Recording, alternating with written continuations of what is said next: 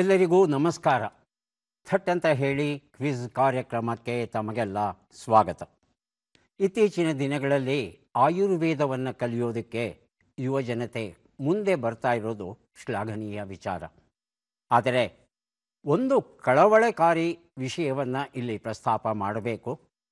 ಸಂಸ್ಕೃತದ ಜ್ಞಾನವಿಲ್ಲದೆ ಆಯುರ್ವೇದವನ್ನು ಕಲಿಯೋಕೆ ಬರ್ತಾ ಇರತಕ್ಕಂಥ ವಿದ್ಯಾರ್ಥಿಗಳು ಸಾಕಷ್ಟು ಇದ್ದಾರೆ.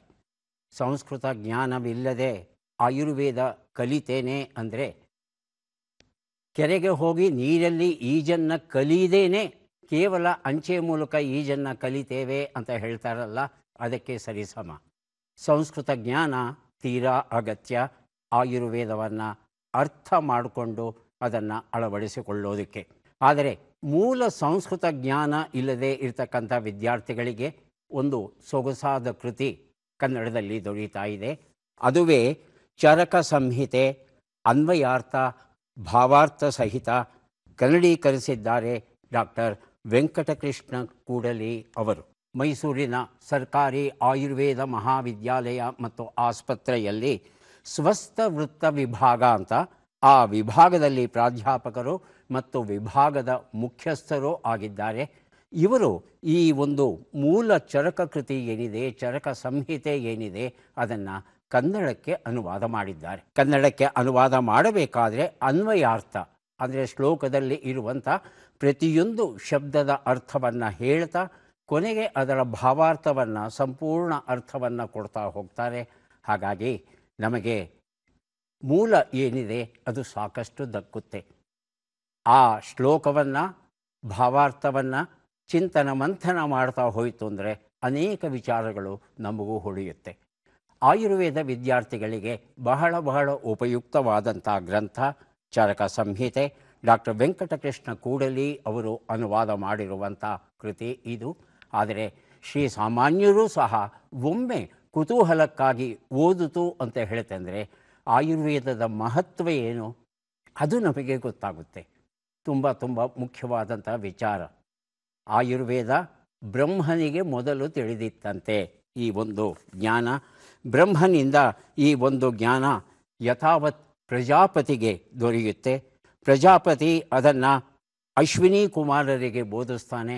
ಅಶ್ವಿನಿ ಕುಮಾರರು ಅದನ್ನು ಇಂದ್ರನಿಗೆ ಹೇಳ್ತಾರೆ. ಇಂದ್ರ ಅದನ್ನು ಭರದ್ವಾಜ ಮಹರ್ಷಿಗಳಿಗೆ ಹೇಳ್ತಾನೆ. ಭರದ್ವಾಜ ಮಹರ್ಷಿಗಳು ಎಲ್ಲ ಮಹರ್ಷಿಗಳಿಗೆ ಹೇಳುವುದರ ಜೊತೆಗೆ 6 ಜನ ಶಿಷ್ಯರಿಗೆ ವಿಶೇಷವಾಗಿ ಕರೆದು ಅವರಿಗೆ ಪಾಠವನ್ನು ಮಾಡ್ತಾ ಹೋಗ್ತಾರೆ. ಆ 6 ಜನ ಗುರುಮುಖೇನ ಏನು ಆಯುರ್ವೇದವನ್ನು ಕಲಿತರು ಅದನ್ನು ತಮ್ಮದೇ ಆದ ಕೃತಿಗಳಲ್ಲಿ ರಚಿಸ್ತಾ ಹೋಗ್ತಾರೆ. ಈ ಭರದ್ವಾಜರು ಅವರ ಶಿಷ್ಯರು ಯಾರು ಬರೆದಿದ್ದಾರೆ ಆ ಒಂದು ಕೃತಿಯೇ ಕಾಲಕ್ರಮೇಣ ಚರಕ ಸಂಹಿತೆಯಾಗಿ ಪರಿವರ್ತನೆ ಆಯಿತು. ಚರಕ ಮಹರ್ಷಿಗಳು ಸುಮಾರು ಕ್ರಿಸ್ತಪೂರ್ವ 6ನೇ ಶತಮಾನದಲ್ಲಿ ಇವನ್ನೆಲ್ಲ ಸಂಗ್ರಹಿಸಿದರು ಅನ್ನೋ ವಿಚಾರ ನಮಗೆ ಗೊತ್ತಾಗಿದೆ.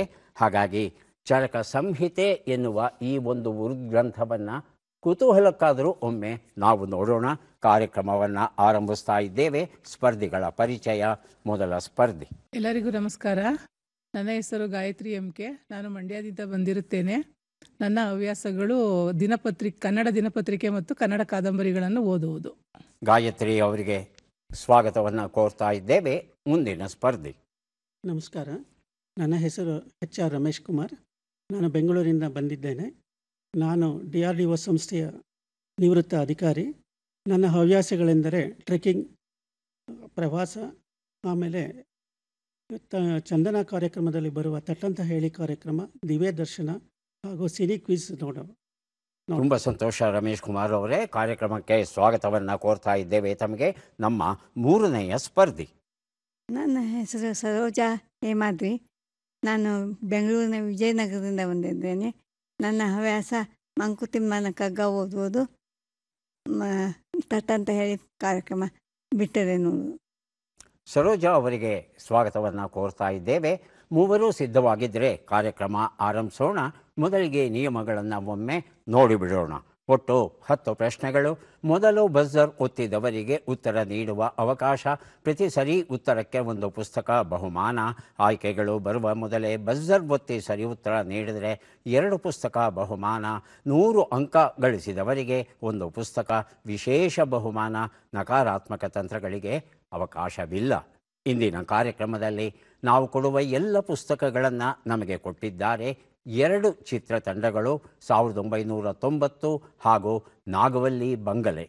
ಈ 2 ತಂಡಗಳಿಗೆ ನಾವು ಕೃತಜ್ಞತೆಗಳನ್ನು ಸಲ್ಲಿಸ್ತಾ ಇದ್ದೇವೆ. 1990 ಚಿತ್ರದಲ್ಲಿ ನಾಯಕನಾಗಿ ಅರುಣ್, ನಾಯಕಿಯಾಗಿ ರಾಣಿ ವರದ್, ನಿರ್ದೇಶಕರಾಗಿ ನಂದಕುಮಾರ್, ನಿರ್ಮಾಣ ಮನಸ್ಸು ಮಲ್ಲಿಗೆ ಕಂಬೈನ್ಸ್, ಛಾಯಾಗ್ರಹಣ ಹಾಲೇಶ್ ಎಸ್, ಸಂಗೀತ ಇ.ಸಿ. ಮಹಾರಾಜ್ ಅವರಿಂದ ಈಗಾಗಲೇ ಬಿಡುಗಡೆಯಾಗಿರುವ ಈ ಚಿತ್ರ ತುಂಬು ಗೃಹಗಳ ಪ್ರದರ್ಶನವನ್ನು ಕಾಣ್ತಾ ಇದೆ. ಹಾಗೆಯೇ ನಮ್ಮ ಇನ್ನೊಂದು ಚಿತ್ರ ನಾಗವಲ್ಲಿ ಬಂಗಲೆ. ಈ ಚಿತ್ರದಲ್ಲಿ ನಾಯಕರಾಗಿ ಯಶ್, ನಾಯಕಿಯಾಗಿ ರೂಪಾ, ಮುಖ್ಯ ಭೂಮಿಕೆಯಲ್ಲಿ ನೆಲ ನರೇಂದ್ರ ಬಾಬು. ಈ ಚಿತ್ರದ ನಿರ್ದೇಶಕರು ಕವಿ ರಾಜೇಶ್, ನಿರ್ಮಾಣ ನೆಲ ಮಹೇಶ್ ಮತ್ತು ನೇವಿ ಮಂಜು, ಛಾಯಾಗ್ರಹಣ ರಣಧೀರ ನಾಯ್ಕ, ಸಂಗೀತ ರೋಷನ್ ದೇಸಾಯಿ. ಬಿಡುಗಡೆ ದಿನಾಂಕ ಈಗಾಗಲೇ ಬಿಡುಗಡೆ ಆಗಿರೋ ಈ ಒಂದು ಚಿತ್ರ ತುಂಬು ಗೃಹಗಳಿಂದ ಪ್ರದರ್ಶನವನ್ನು ಕಾಣ್ತಾ ಇದೆ. 1990 ಕೌಟುಂಬಿಕ ಚಿತ್ರ, ಮನೆ ಮಂದಿಯೆಲ್ಲ ಕುಳಿತು ಒಟ್ಟಿಗೆ ನೋಡಬಹುದಾದಂಥ ಚಿತ್ರ. ಆದರೆ ಈ ನಾಗವಲ್ಲಿ ಬಂಗಲೆ ಅನ್ನೋದು ಇದೆಯಲ್ಲ, ಮನುಷ್ಯನಲ್ಲಿ ಇರ್ತಕ್ಕಂಥ ಅರಿಷಡ್ವರ್ಗಗಳು ಹೇಗೆ ಅವನನ್ನು ಹೀರಿ ಹಿಂಡಿ ಹಿಪ್ಪೆ ಮಾಡುತ್ತವೋ ಅವುಗಳಿಂದ ಪಾರಾಗುವುದು ಹೇಗೆ, ನಿಯಂತ್ರಣದಲ್ಲಿ ಇಟ್ಟುಕೊಳ್ಳೋದು ಹೇಗೆ, ಈ ಬಗ್ಗೆ ಒಂದು ಸೂಕ್ಷ್ಮ ಸುಳುಹನ್ನು ಕೊಟ್ಟು ಅದನ್ನು ಬದುಕಲ್ಲಿ ಅಳವಡಿಸ್ಕೊಳ್ಳೋದಕ್ಕೆ ನೆರವಾಗ್ತಾ ಇದೆ ಈ ಚಿತ್ರ. ಶುಭವನ್ನು ಹಾರೈಸೋಣ. ಕಾರ್ಯಕ್ರಮದ ಮೊದಲ ಪುಸ್ತಕ, ಮೊದಲ ಪ್ರಶ್ನೆ ಗೆದ್ದೇ ಬಿಟ್ಟೆ. ಮೂಲ ನಿವೇದಾ ಗಣೇಶ್, ಕನ್ನಡಕ್ಕೆ ಸಂತೋಷ ತಾಮರ್ಣಿ. ಮೊದಲ ಪ್ರಶ್ನೆ ಈಗ ಬಂತು. ತೃತೀಯ ಲಿಂಗಿಗಳ ಸಮಾವೇಶ 2025 ಯಾವ ನಗರದಲ್ಲಿ ನಡೆಯಿತು? ಆಯ್ಕೆಗಳನ್ನು ನೋಡೋಣ. ಅಜ್ಮೀರ್, ದಿಲ್ಲಿ, ಇಂದೋರ್, ಲಕ್ನೋ. ಬಜರುತ್ತಿ ಉತ್ತರವನ್ನು ಕೊಡಿ. ಮೊದಲಿಗೆ ರಮೇಶ್ ಕುಮಾರ್, ಆನಂತರ ಗಾಯತ್ರಿ. ರಮೇಶ್ ಕುಮಾರ್. ಇಂಡೋರ್. ಇಂದೋರ್ ಆಯ್ಕೆ 3. ಗಾಯತ್ರಿ. ಆಯ್ಕೆ 2 ದಿಲ್ಲಿ. ಆಯ್ಕೆ 2 ದಿಲ್ಲಿ. ಉತ್ತರವನ್ನು ನೋಡೋಣ. ಸರಿಯಾದ ಉತ್ತರ ಅಜ್ಮೀರ್ ಆಗಿತ್ತು. ಈ ತೃತೀಯ ಲಿಂಗಿಗಳ ಪ್ರಪ್ರಥಮ ಸಮಾವೇಶ ನಡೀತು ಫೆಬ್ರವರಿ 17ರಂದು ಆರಂಭವಾಗಿ ಅದು 10 ದಿನಗಳ ಕಾಲ ಮುಂದುವರಿಯಿತು. ಇದು ಸುಮಾರು 2,000 ತೃತೀಯ ಲಿಂಗಿಗಳು ಈ ಒಂದು ಸಮಾವೇಶದಲ್ಲಿ ಭಾಗವಹಿಸಿದ್ದರು. ತೃತೀಯ ಲಿಂಗಿಗಳ ಸಮಸ್ಯೆ ಏನಿದೆ, ಅದಕ್ಕೆ ಪರಿಹಾರ ಏನಿದೆ, ಈ ಬಗ್ಗೆ ವಿಸ್ತೃತವಾದ ಚರ್ಚೆ ವಿಶ್ಲೇಷಣೆ ನಡೀತಂತೆ ಈ ಒಂದು ಸಮಾವೇಶದಲ್ಲಿ. ಮುಂದಿನ ಪುಸ್ತಕ ಚಾರು ವಸಂತ, ನಾಡೋಜ ಹಂಪನ ಅವರ ಕಾವ್ಯಕೃತಿ ಆಧರಿಸಿದ ನಾಟಕ. ಡಾಕ್ಟರ್ ದಾಮೋದರ ಶೆಟ್ಟಿ ಬರೆದಿರುವಂಥದ್ದು. ಪ್ರಶ್ನೆಯನ್ನು ನೋಡೋಣ. ಸೌಪರ್ಣಿಕಾ ನದಿಯಲ್ಲಿ ಜಲಮಾಲಿನ್ಯ ತೀವ್ರವಾಗುತ್ತಿದೆ. ಈ ನದಿಯು ಯಾವ ರಾಜ್ಯದಲ್ಲಿದೆ? ಆಯ್ಕೆಗಳನ್ನು ನೋಡೋಣ. ಗೋವಾ, ಕರ್ನಾಟಕ, ಮಹಾರಾಷ್ಟ್ರ, ಕೇರಳ. ಬಜರುತ್ತಿ ಉತ್ತರವನ್ನು ಕೊಡಿ. ರಮೇಶ್ ಕುಮಾರ್. ಮಹಾರಾಷ್ಟ್ರ. ಮಹಾರಾಷ್ಟ್ರ ಆಯ್ಕೆ 3. ಹೇಳಿ ಸರೋಜ. ಮಹಾರಾಷ್ಟ್ರ. ಅದು ಮಹಾರಾಷ್ಟ್ರವೇನ? ತಮ್ಮ ಉತ್ತರವನ್ನು ನೋಡೋಣ. ಆದರೆ ಸರಿಯಾದ ಉತ್ತರ ಕರ್ನಾಟಕ ಆಗಿತ್ತು. ಕೊಡಚಾದ್ರಿಯಲ್ಲಿ ಹುಟ್ಟುತ್ತೆ ಈ ನದಿ, ಕೊಲ್ಲೂರಲ್ಲಿ ಹರಿಯುತ್ತೆ, ಬೈಂದೂರಿಗೆ ಬಂದು ಅಲ್ಲಿಂದ ಅರಬ್ಬಿ ಸಮುದ್ರವನ್ನು ಸೇರುತ್ತೆ. ಇತ್ತೀಚೆಗೆ ಈ ಸೌಪರ್ಣಿಕಾ ನದಿಯನ್ನು ನೋಡುವ ಭಾಗ್ಯ ದೌರ್ಭಾಗ್ಯ ನನಗೆ ಸಿಕ್ಕಿತ್ತು. ವೃಷಭಾವತಿಯನ್ನು ಮೀರಿಸುವಷ್ಟು ಕೊಳಕು ತುಂಬಿದೆ ಈ ಒಂದು ನದಿ. ಕೊಲ್ಲೂರಿನಲ್ಲಿರುವ ಅಷ್ಟೂ ಜನರ, ಅಲ್ಲಿರುವ ಹೋಟೆಲುಗಳ ಅಷ್ಟೂ ಕೊಳಕು ಈ ಸೌಪರ್ಣಿಕಾ ನದಿಯನ್ನು ಸೇರ್ತಾ ಇದೆ. ಕೊಲ್ಲೂರಲ್ಲಿ ಹರಿಯುವ ನದಿ ಬಹಳ ಪವಿತ್ರವಾದದ್ದು ಅಂತ ನಾವು ಪರಿಗಣಿಸ್ತೇವೆ. ನೀರನ್ನು ಕುಡಿಯೋದಿರಲಿ, ಸ್ನಾನ ಮಾಡೋದಿರಲಿ, ಮುಟ್ಟಕ್ಕೂ ಆಗಲ್ಲ, ಅಷ್ಟು ಅಸಹ್ಯ, ಅಷ್ಟು ಕೊಳಕಿಂದ ತುಂಬಿದೆ ಈ ಒಂದು ಸೌಪರ್ಣಿಕಾ ನದಿ. ಆದರೆ ಯಾಕೆ ನಾವು ಇದನ್ನು ಸ್ವಚ್ಛಗೊಳಿಸುವ ದಿಶೆಯಲ್ಲಿ ಯೋಚಿಸ್ತಾ ಇಲ್ಲ ಅನ್ನೋ ಪ್ರಶ್ನೆಯನ್ನು ಕೇಳಬಹುದು. ಆದರೆ ಪ್ರಶ್ನೆಗೆ ಉತ್ತರ ಕೊಡೋರು ಯಾರು? ಮುಂದಿನ ಪುಸ್ತಕ ಭಾಸಮಹಾಕವಿ, ಅನುವಾದಕರು ಸಿ.ಕೆ. ವೆಂಕಟರಾಮಯ್ಯ, ಸಂಪಾದಿಸಿದ್ದಾರೆ ವಿಘ್ನೇಶ್ವರ ಭಟ್. ಪ್ರಶ್ನೆಯನ್ನು ನೋಡೋಣ. ಇತ್ತೀಚೆಗೆ ವಿಶ್ವ ಆರೋಗ್ಯ ಸಂಸ್ಥೆಯು ಯಾವ ಹೊಸ ವೈರಸ್ ಕಾಯಿಲೆ ಆರಂಭವಾಗಿದೆ ಎಂದಿದೆ? ಆಯ್ಕೆಗಳನ್ನು ನೋಡೋಣ. Crimean Congo haemorrhagic fever, West Nile virus, Sudan viral disease, Zaire Ebola virus. ಮೊದಲಿಗೆ ರಮೇಶ್ ಕುಮಾರ್, ಆನಂತರ ಗಾಯತ್ರಿ. 4ನೇ Zaire Ebola virus. Zaire Ebola virus ಅಂತ ಹೇಳ್ತಾ ಇದ್ದಾರೆ. ಆಯ್ಕೆ ಒಂದು ಕ್ರಿಮಿಯನ್ ಕಾಂಗೋ ಹೆಮರೇಜಿಕ್. ಉತ್ತರವನ್ನು ನೋಡೋಣ. ಆದರೆ ಸರಿಯಾದ ಉತ್ತರ ಸೂಡಾನ್ ವೈರಲ್ ಡಿಸೀಸ್ ಆಗಿತ್ತು. ಆಫ್ರಿಕಾದಲ್ಲಿ ಸಾಕಷ್ಟು ವೈರಸ್ ಕಾಯಿಲೆಗಳಿವೆ. ಅವುಗಳಲ್ಲಿ ಈ ಸೂಡಾನ್ ವೈರಲ್ ಡಿಸೀಸ್ ಅನ್ನೋದು ಇತ್ತೀಚೆಗೆ ದೊಡ್ಡ ಪ್ರಮಾಣದಲ್ಲಿ ಕಾಣಿಸ್ಕೊಂಡಿದೆ. ಜ್ವರದಿಂದ ಆರಂಭವಾಗುತ್ತೆ, ಗಂಟಲು ನೋವು ಮುಂದುವರೆದು ವಾಂತಿ, ಭೇದಿ, ರಕ್ತಸ್ರಾವಕ್ಕೆ ಕಾರಣವಾಗುತ್ತೆ. ದೇಹದ ಎಲ್ಲ ಭಾಗಗಳಲ್ಲಿ ರಕ್ತ ಸೋರೋಕೆ ಶುರುವಾದಾಗ ಆ ವ್ಯಕ್ತಿ ಸಾಯೋದು ಖಚಿತ. ಇದಕ್ಕೆ ಖಚಿತವಾದ ಚಿಕಿತ್ಸೆಯಾಗಲಿ ಲಸಿಕೆಯಾಗಲಿ ಇಲ್ಲವೇ ಇಲ್ಲ. ಇಬೋಲಾ ವೈರಸ್ಗೆ ಸಂಬಂಧಪಟ್ಟಂಥ ವೈರಸ್ ಇದು. ನಮಗೆಲ್ಲ ಗೊತ್ತಿರೋ ಹಾಗೆ ಇಬೋಲಾ ಸೋಂಕು ಬಂತು ಅಂದರೆ 18 ಗಂಟೆಗಳಲ್ಲಿ ಆ ವ್ಯಕ್ತಿ ಸಾಯುವ ಸಾಧ್ಯತೆ ಇರುತ್ತೆ. ಅದೇ ಜಾತಿಗೆ ಸೇರಿದಂಥದ್ದು. 100 ಜನಕ್ಕೆ ಈ ಕಾಯಿಲೆ ಬಂತು ಅಂದರೆ ಸುಮಾರು 40ರಿಂದ 70 ಜನ ಸಾಯೋದು ಖಚಿತ ಅಂತ ಹೇಳ್ತಾರೆ. ಹಾಗಾಗಿ ತೀವ್ರ ಸ್ವರೂಪದ ಈ ಒಂದು ವೈರಸ್ ಕಾಯಿಲೆ ಸದ್ಯಕ್ಕೆ ಸೂಡಾನ್ ದೇಶಕ್ಕೆ ಸೀಮಿತವಾಗಿದೆ. ಮುಂದಕ್ಕೆ ಹರಡುತ್ತಾ ಬೇರೆ ದೇಶಗಳಿಗೆ ಗೊತ್ತಿಲ್ಲ.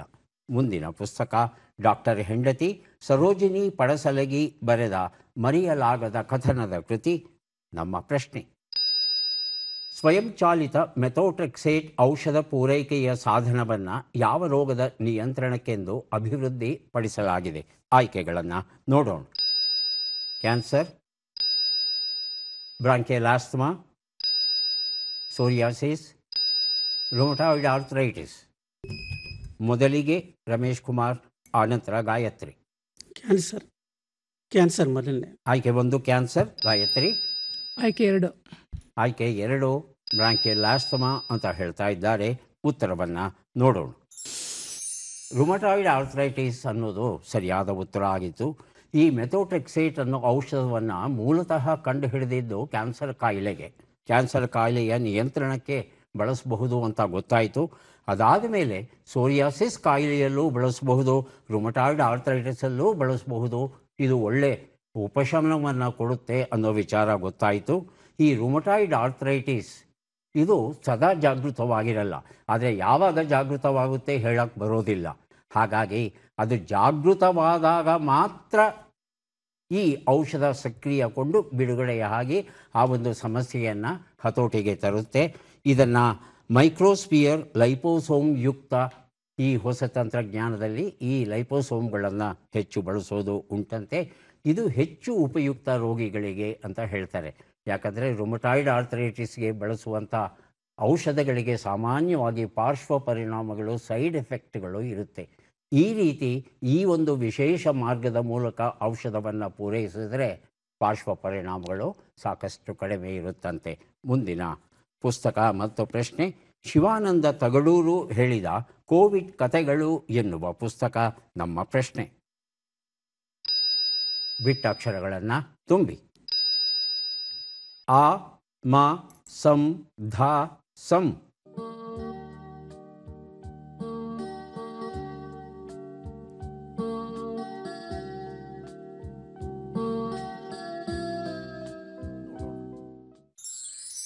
ಆಗಮ ಸಂಶೋಧನಾ ಸಂಸತ್ ಅನ್ನೋದು ಸರಿಯಾದ ಉತ್ತರ ಆಗಿತ್ತು.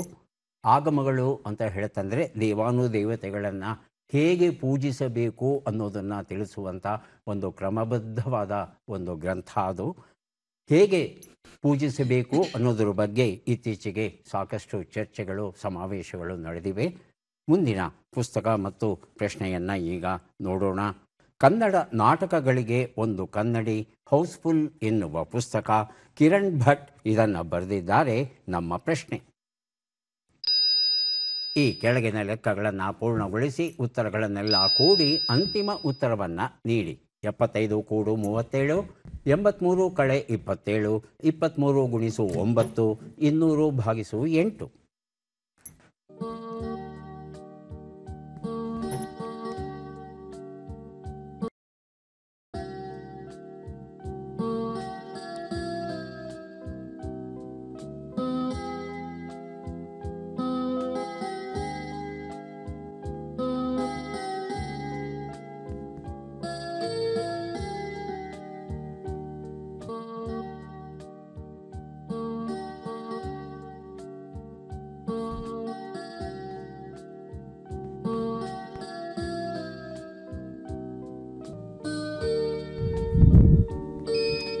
ಅಂತಿಮ ಉತ್ತರ 535.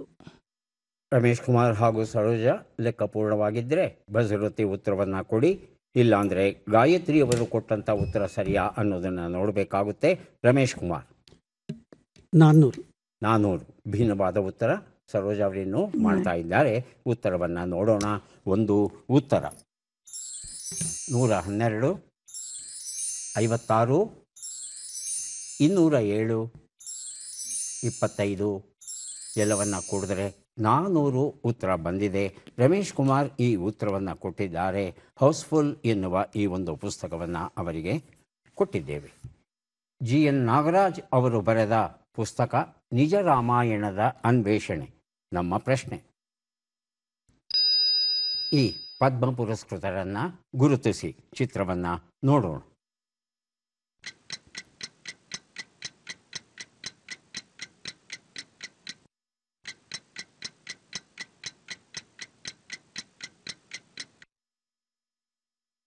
ಆಯ್ಕೆಗಳನ್ನು ನೋಡೋಣ. ಆಯ್ಕೆಗಳು: ಮನೋಹರ ಜೋಶಿ, ಜತಿನ್ ಗೋಸ್ವಾಮಿ, ಪಂಕಜ್ ಪಟೇಲ್ ಹಾಗೂ ಸುಶೀಲ್ ಕುಮಾರ್ ಮೋದಿ. ಮೊದಲಿಗೆ ಬರೆದಿರುತ್ತಿದ್ದಾರೆ ಸರೋಜಾ, ಆನಂತರ ರಮೇಶ್ ಕುಮಾರ್. ಮನೋಜ್ ಜೋಶಿ. ಮನೋಹರ ಜೋಶಿ ಆಯ್ಕೆ 1, ರಮೇಶ್ ಕುಮಾರ್. ಪಂಕಜ್ ಪಟೇಲ್ ಆಯ್ಕೆ 3. ಉತ್ತರವನ್ನು ನೋಡೋಣ. ಮನೋಹರ ಜೋಶಿ ಉತ್ತರ ಸರಿಯಾಗಿದೆ. ನಿಜ ರಾಮಾಯಣದ ಕೃತಿಯನ್ನು ಸರೋಜಾ ಅವರಿಗೆ ಕೊಟ್ಟಿದ್ದೇವೆ. ಮನೋಹರ ಜೋಶಿ ಅವರ ಪೂರ್ಣ ಹೆಸರು ಮನೋಹರ ಗಜಾನನ ಜೋಶಿ. ಇವರಿಗೆ ಪದ್ಮಭೂಷಣ ಗೌರವವನ್ನು ಈ ವರ್ಷ ನಮ್ಮ ದೇಶ ನೀಡಿದೆ. ಇವರು ಮಹಾರಾಷ್ಟ್ರದ ಮುಖ್ಯಮಂತ್ರಿಗಳಾಗಿ ಸೇವೆಯನ್ನು ಸಲ್ಲಿಸಿದರು. ಹಾಗೆಯೇ 13ನೇಯ ಲೋಕಸಭಾ ಸ್ಪೀಕರ್ ಆಗಿ ಇವರು ಯಶಸ್ವಿಯಾಗಿ ಕಾರ್ಯವನ್ನು ನಿರ್ವಹಿಸಿದರು. ಕೇಂದ್ರದಲ್ಲಿ ಮಂತ್ರಿಗಳೂ ಸಹ ಆಗಿದ್ದರು. ಇವರು MAಯನ್ನು ಅಧ್ಯಯನ ಮಾಡಿದ ನಂತರ LLB ಪೂರ್ಣಗೊಳಿಸಿ ವಕೀಲರಾಗಿದ್ದರು. ಆದರೆ ರಾಜಕೀಯದಲ್ಲಿ ಬಹುದೊಡ್ಡ ಹೆಸರನ್ನು ಮಾಡಿದರು.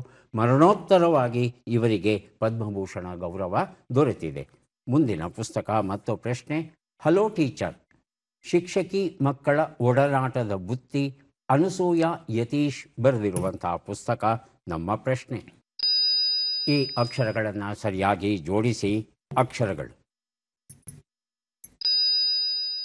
ತಿ, ನೆ, ಮಿ, ತು, ಪು, ಟಿ, ತಂ, ನ.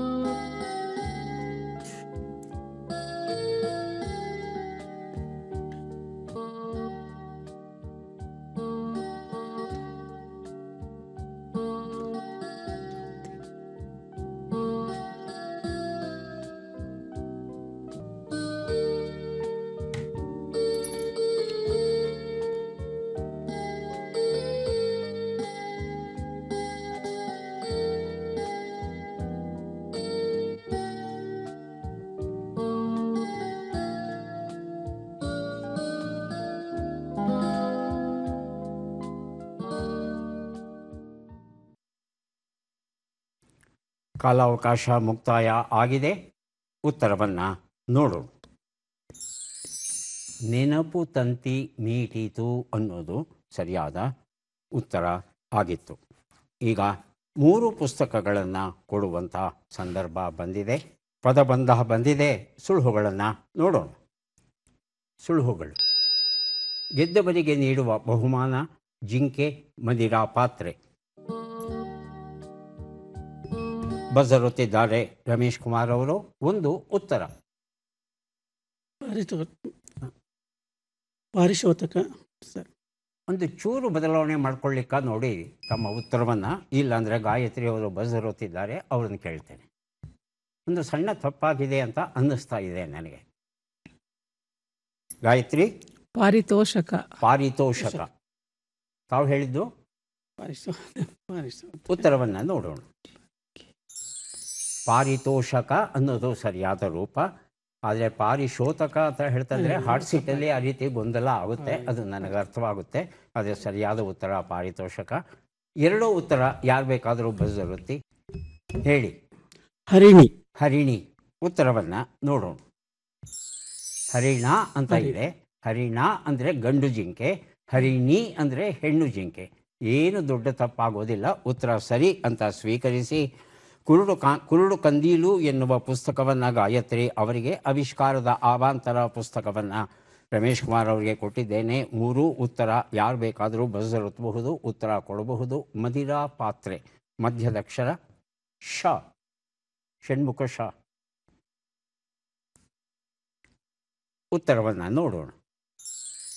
ಚಷಕ ಅನ್ನೋದು ಸರಿಯಾದ ಉತ್ತರ ಆಗಿತ್ತು. ಈಗ ನಾವು ಬಂದಿದ್ದೇವೆ ಕಾರ್ಯಕ್ರಮದ ಕೊನೆಯ ಘಟ್ಟಕ್ಕೆ. ಚಟ್ಪಟ್ ಚಿನ್ಕುರುಳಿ 5 ಪ್ರಶ್ನೆಗಳು. ಮೊದಲ ಅವಕಾಶ ಗಾಯತ್ರಿ ಅವರಿಗೆ ದೊರೀತಾ ಇದೆ. ಸಿದ್ಧವಾಗಿದ್ದರೆ ಪ್ರಶ್ನೆಗಳನ್ನು ಆರಂಭಿಸ್ತೇವೆ. ಮೊದಲ ಪ್ರಶ್ನೆ: ಪ್ರವಾಹದೊಂದಿಗೆ ಹೋಗು ಎಂಬ ನುಡಿಗಟ್ಟಿನ ಅರ್ಥವೇನು? ಕಾಲಕ್ಕೆ ತಕ್ಕಂತೆ ನಡೆ, ತಾಳಕ್ಕೆ ತಕ್ಕಂತೆ ಕುಣಿ. ಕಾಲಕ್ಕೆ ತಕ್ಕಂತೆ ನಡೆ. ಮುಂದಿನ ಪ್ರಶ್ನೆ: ನಕ್ಷತ್ರಗಳ ಒಡೆಯ ಚಂದ್ರ ಎಂಬ ಅರ್ಥವನ್ನು ಕೊಡುವ ಶಬ್ದ ಯಾವುದು? ಉಡುಪ, ಉಡುವೆ. ಉಡುಪ. ಮುಂದಿನ ಪ್ರಶ್ನೆ: ಅಜ್ಞಾತವಾಸದಲ್ಲಿ ಯುಧಿಷ್ಠಿರನ ಗುಪ್ತನಾಮ ಕಂಕಭಟ್ಟ. ಮತ್ತೊಂದು ಹೆಸರೇನು? ಜಯ, ಶ್ರೀ ವಿಜಯ. ಜಯ. ಮುಂದಿನ ಪ್ರಶ್ನೆ: ಈ ಗಾದೆಯನ್ನು ಪೂರ್ಣಗೊಳಿಸಿ. ಸಾಲಗಾರನ ಮನೆಗೆ ಸೌದೆ ಹೊತ್ತರೆ. ಮುಂದಿನ ಪ್ರಶ್ನೆ: ಈ ಒಗಟನ್ನು ಬಿಡಿಸಿ. ಆಕಾಶಕ್ಕೆ ಹಾರುವಾಗ 2 ರೆಕ್ಕೆ, ಭೂಮಿಗಿಳಿಯುವಾಗ 3 ಕಾಲು. ವಿಮಾನ. ವಿಮಾನ. ಉತ್ತರವನ್ನು ನೋಡ್ತಾ ಹೋಗೋಣ. ಒಂದು ಉತ್ತರ ಪ್ರವಾಹದೊಂದಿಗೆ ಹೋಗು, ಕಾಲಕ್ಕೆ ತಕ್ಕಂತೆ ನಡೆ. ಉತ್ತರ ಸರಿಯಾಗಿದೆ. 2ನೇ ಪ್ರಶ್ನೆಗೆ ಉತ್ತರ ನಕ್ಷತ್ರಗಳ ಒಡೆಯ ಚಂದ್ರ, ಉಡುಪ ಸರಿಯಾಗಿದೆ. 3ನೇ ಪ್ರಶ್ನೆಗೆ ಉತ್ತರ ಜಯ ಸರಿಯಾಗಿದೆ.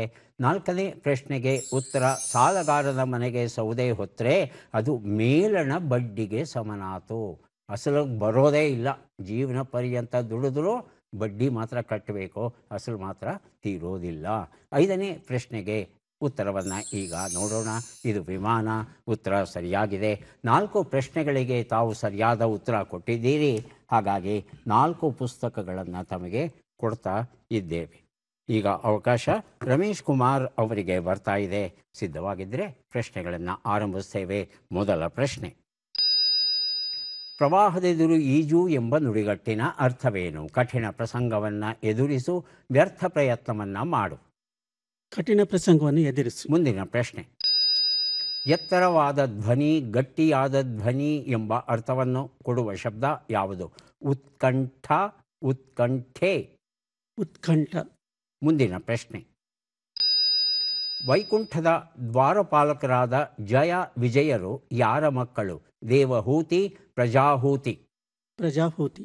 ಮುಂದಿನ ಪ್ರಶ್ನೆ: ಈ ಗಾದೆಯನ್ನು ಪೂರ್ಣಗೊಳಿಸಿ. ಸಾಲಗಾರ ಸುಮ್ಮನಿದ್ರು. ಮುಂದಿನ ಪ್ರಶ್ನೆ: ಈ ಒಗಟನ್ನು ಬಿಡಿಸಿ. ಒಂಟಿ ಕಾಲಲ್ಲಿ ಕುಂಟ, ನಿಂತ ಕಡೆ ಜಗವ ಸುತ್ತುತ್ತಾನೆ. ಉತ್ತರವನ್ನು ನೋಡ್ತಾ ಹೋಗೋಣ. ಒಂದು ಉತ್ತರ ಪ್ರವಾಹದ ಎದುರು ಈಜು, ಕಠಿಣ ಪ್ರಸಂಗವನ್ನು ಎದುರಿಸು. ಉತ್ತರ ಸರಿಯಾಗಿದೆ. 2ನೇ ಪ್ರಶ್ನೆಗೆ ಉತ್ತರ ಉತ್ಕಂಠ ಸರಿಯಾಗಿದೆ. ಮೂರನೇ ಪ್ರಶ್ನೆಗೆ ಉತ್ತರ ದೇವಹೂತಿ ಆಗಿತ್ತು, ಪ್ರಜಾಹೂತಿ ಅಂತ ತಾವು ಹೇಳಿದ್ರಿ. ನಾಲ್ಕನೇ ಪ್ರಶ್ನೆಗೆ ಉತ್ತರ ಸಾಲಗಾರ ಸುಮ್ಮನಿದ್ರು ಸಾಕ್ಷಿದಾರ ಸುಮ್ಮನಿರಲಾರ. ಐದನೇ ಪ್ರಶ್ನೆಗೆ ಉತ್ತರ ಇದು ಬುಗುರಿಯ ವರ್ಣನೆ ಆಗಿತ್ತು. 2 ಪ್ರಶ್ನೆಗಳಿಗೆ ತಾವು ಸರಿಯಾದ ಉತ್ತರ ಕೊಟ್ಟಿದ್ದೀರಿ. ಹಾಗಾಗಿ 2 ಪುಸ್ತಕಗಳನ್ನು ತಮಗೆ ಕೊಟ್ಟಿದ್ದೇವೆ. ಈಗ ಸರೋಜಾ ಅವರಿಗೆ ಅವಕಾಶ ಬರ್ತಾ ಇದೆ. ಸಿದ್ಧವಾಗಿದ್ದರೆ ಪ್ರಶ್ನೆಗಳನ್ನು ಆರಂಭಿಸ್ತೇವೆ. ಮೊದಲ ಪ್ರಶ್ನೆ, ಪ್ರಪಂಚವನ್ನು ಕಾಣು ಎಂಬ ನುಡಿಗಟ್ಟಿನ ಅರ್ಥವೇನು? ಲೋಕಾನುಭವ ಇಲ್ಲದಿರು ಮುಗ್ಧ ಮನೋಭಾವದವನು. ಲೋಕಾನುಭವ ಇಲ್ಲದಿರು. ಮುಂದಿನ ಪ್ರಶ್ನೆ, ನಡುಕ ಅಲುಗಾಟ ಎಂಬ ಅರ್ಥವನ್ನು ಕೊಡುವ ಶಬ್ದ ಯಾವುದು? ಉತ್ಕಂಪ, ಉತ್ತಂಡ. ಉತ್ಕಂಪ. ಮುಂದಿನ ಪ್ರಶ್ನೆ, ಜಯ ವಿಜಯರು ಅಹಿರಾವಣ ಮತ್ತು ಮಹಿರಾವಣರಾಗಿ ಹುಟ್ಟಲು ಯಾರು ಶಾಪವನ್ನು ನೀಡಿದರು? ಸನಕಾದಿಗಳು, ಅಶ್ವಿನಿ ಕುಮಾರರು. ಕನಕಾದಿಗಳು. ಮುಂದಿನ ಪ್ರಶ್ನೆ, ಈ ಗಾದೆಯನ್ನು ಪೂರ್ಣಗೊಳಿಸಿ. 1000 ಕೊಟ್ಟರು. ಮುಂದಿನ ಪ್ರಶ್ನೆ, ಈ ಒಗಟನ್ನು ಬಿಡಿಸಿ. ಒಂಟಿ ಕಾಲಿನ ಪಕ್ಷಿಗೆ 9 ರೆಕ್ಕೆ, ನಿಂತ ಕಡೆಗೆ 100 ಮೊಟ್ಟೆಯನ್ನಿಡುತ್ತೆ. ಉತ್ತರವನ್ನು ನೋಡ್ತಾ ಹೋಗೋಣ. ಒಂದು ಉತ್ತರ ಪ್ರಪಂಚವನ್ನು ಕಾಣು, ಲೋಕಾನುಭವ ಇಲ್ಲದಿರು ಸರಿಯಾಗಿದೆ. ಮುಂದಿನ ಪ್ರಶ್ನೆ ಉತ್ಕಂಪ ಸರಿಯಾಗಿದೆ. ಮೂರನೇ ಪ್ರಶ್ನೆಗೆ ಉತ್ತರವನ್ನು ನೋಡೋಣ. ಅಶ್ವಿನಿ ಕುಮಾರರು ಶಾಪ ಕೊಡೋದು ಸನಕಾದಿಗಳು ಅಲ್ಲ. ನಾಲ್ಕನೇ ಪ್ರಶ್ನೆಗೆ ಉತ್ತರವನ್ನು ಈಗ ನೋಡೋಣ. 1000 ಕೊಟ್ಟರು ಸವತಿ ಮನೆ ಬ್ಯಾಡ ಅನ್ನೋದು ಸರಿಯಾದ ರೂಪ. ಐದನೇ ಪ್ರಶ್ನೆಗೆ ಉತ್ತರವನ್ನು ನೋಡೋಣ. ಇದು ಜೋಳದ ತೆನೆ ಆಗಿತ್ತು. ತಾವು ಒಟ್ಟು 2 ಪ್ರಶ್ನೆಗಳಿಗೆ ಸರಿಯಾದ ಉತ್ತರ ನೀಡಿದ್ದೀರಿ. ಹಾಗಾಗಿ 2 ಪುಸ್ತಕಗಳನ್ನು ತಮಗೆ ಕೊಡ್ತಾ ಇದ್ದೇವೆ. ಯಾರಿಗೆ ಎಷ್ಟು ಪುಸ್ತಕಗಳು ಬಂದಿವೆ ಅದನ್ನು ನೋಡುವ ಸಮಯ ಈಗ ಬಂತು. ಮೊದಲಿಗೆ ಗಾಯತ್ರಿ ಅವರಿಗೆ 3, 2, 5 ಪುಸ್ತಕಗಳನ್ನು ತಮಗೆ ಕೊಡ್ತಾ ಇದ್ದೇವೆ. ಪುಸ್ತಕಗಳನ್ನು ಸ್ವೀಕರಿಸಿ ಕಾರ್ಯಕ್ರಮದಲ್ಲಿ ಭಾಗಿಯಾಗಿದ್ದಕ್ಕೆ ತಮಗೆ ಧನ್ಯವಾದಗಳನ್ನು ಅರ್ಪಿಸ್ತಾ ಇದ್ದೇವೆ. ಧನ್ಯವಾದಗಳು. 4 ಪುಸ್ತಕಗಳು ತಮಗೆ ದೊರೀತಾ ಇವೆ. ಸ್ವೀಕರಿಸಿ. ಅಭಿನಂದನೆಗಳು.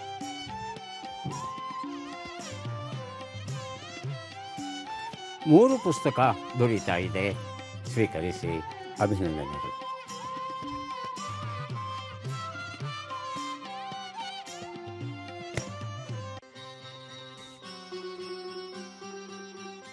ಹೆಣ್ಣು ಮಕ್ಕಳು ಉಗುರಿಗೆ ಬಣ್ಣ ಹಚ್ತಾರೆ, ಚೆನ್ನಾಗಿರುತ್ತೆ. ಆದರೆ ವ್ಯಾಪಾರಿಗಳೇನು ಮಾಡಿದ್ರು, ಸುಮ್ಮನೆ ಬಣ್ಣ ಹಚ್ಚೋದಕ್ಕಿಂತ ಆ ಬಣ್ಣಕ್ಕೆ ಒಂದೊಂದು ವಾಸನೆಯನ್ನು ಬೆರೆಸಿದ್ರೆ ಚೆನ್ನಾಗಿರುತ್ತೆ. ಹಣ್ಣುಗಳ ಹೂವುಗಳ ವಾಸನೆ ಬೆರೆಸಿದ್ರು ಚೆನ್ನಾಗಿ ಮಾರಾಟವಾಯಿತು. ಇದನ್ನು ಕಂಡಂಥ KFC ಸಂಸ್ಥೆ ಒಂದು ವಿಚಿತ್ರವಾದ ನೇಲ್ ಪಾಲಿಷ್ ಮಾರುಕಟ್ಟೆಗೆ ಬಿಡುಗಡೆ ಮಾಡ್ತಂತೆ. ಇದೇನಪ್ಪ ಅಂದರೆ ಚಿಕನ್ ಫ್ಲೇವರ್ಡ್ ಅಂತೆ. ಕೋಳಿ ಮಾಂಸದ ವಾಸನೆ ಇರುವಂಥ, ಫ್ಲೇವರ್ ಇರುವಂಥ ನೇಲ್ ಪಾಲಿಷ್ ಏನಿದೆ ಅದನ್ನು KFC ಸಂಸ್ಥೆ ಬಿಡುಗಡೆ ಮಾಡಿದೆಯಂತೆ. ಎಷ್ಟು ಜನ ತಗೊಂಡ್ರು ಗೊತ್ತಿಲ್ಲ. ಮತ್ತೆ ಭೇಟಿಯಾಗೋಣ. ನಮಸ್ಕಾರ.